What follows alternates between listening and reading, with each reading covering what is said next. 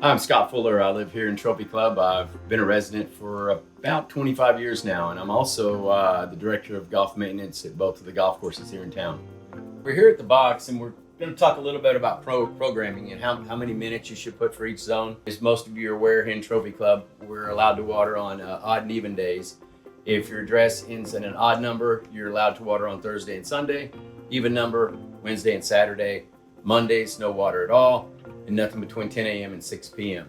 You know, I talk to people all the time, or I go in and look at their sprinkler boxes. What I see is that they've got 30 minutes or 10 minutes or whatever on every single zone. Well, not every single zone requires the same amount of water. First of all, you may have different plants in this zone than you do in the other. This may be just grass, this may be shrubs. It's important to water as needed. For turf grass or for your lawn, is you need about an inch of water a week for irrigation. Rule of thumb is I've always used is that for 30 minutes you get about a half inch of water. So if you water Thursday and Sunday, run the sprinkler on your lawn for 30 minutes each day, you've got your full inch of irrigation for the week.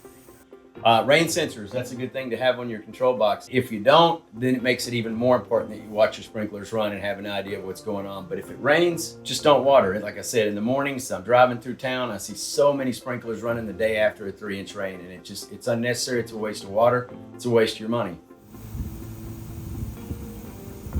If you're thinking about adding any new plant material to your house or actual new grass or converting your lawn from one type of grass to the other, very, very important that you can consider the variety of the turf or the variety of the shrub when doing so. I once had a beautiful red oak when I bought this house, and it was planted in a low spot on that side of the yard. And it was a couple of winters later, we went through about 20 inches of rain and it just died. It just choked it out because whoever planted it didn't realize that red oaks don't like to be planted below water, and they don't like wet feet.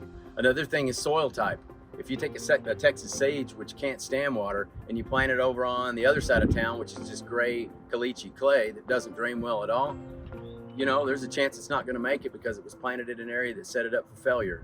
If you don't know what type of soil you have under your grass or in your yard or on your side of town, you can mail it off to Texas A&M and then do a complete analysis and soil test for you. And that helps you as you go out to buy fertilizer for the upcoming season. It tells you exactly what type of fertilizer and what nutrients you need. There's also several other things that need to be done throughout the year.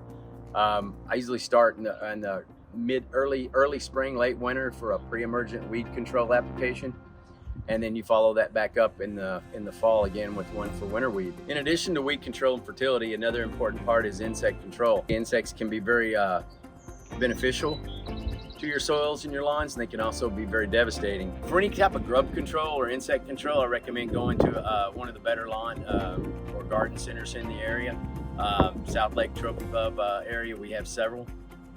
And then another question I get asked a lot, especially being a golf course person, is should I aerate my yard? It's always good to break up the top couple inches if you can. Make sure they actually pull the plug and remove it.